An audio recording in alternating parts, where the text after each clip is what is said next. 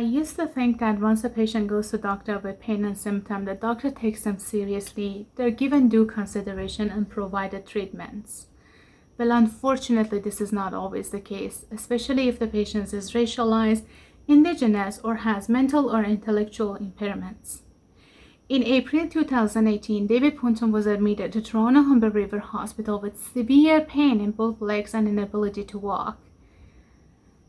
Revealing his mental illness history prompted the doctor to dismiss his testimony of pain and discharges him prematurely. I felt helpless, David Punton said after being refused treatment. His case is not singular in Canada. In another context, Joyce Echaquan, an Indigenous woman, lost her life due to racial biases in medical setting in Quebec. Unfortunately, empirical study shows that unconscious biases of healthcare providers toward Indigenous people, racialized persons, or mentally ill people is so prevalent.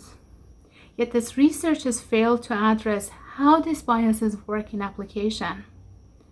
So, the purpose of my MA philosophy research is to address such life-threatening injustices from an ethical standpoint, which is in particular important in the current time that the demand on medical setting is so high due to COVID.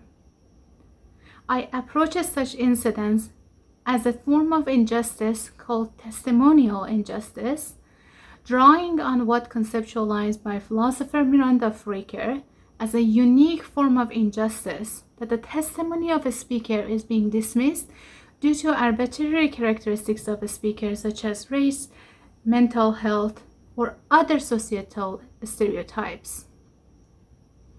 In my research, I try to fill the gap in previous researches and identify the patterns of systematic and individual biases in medical settings, and also how these biases work and how these are structurally embedded in our medical settings.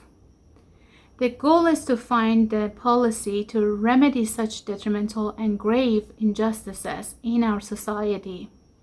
Hope next time that each of us need medical care, we don't feel helpless, or we don't feel that our testimony of pain is being dismissed. Thank you.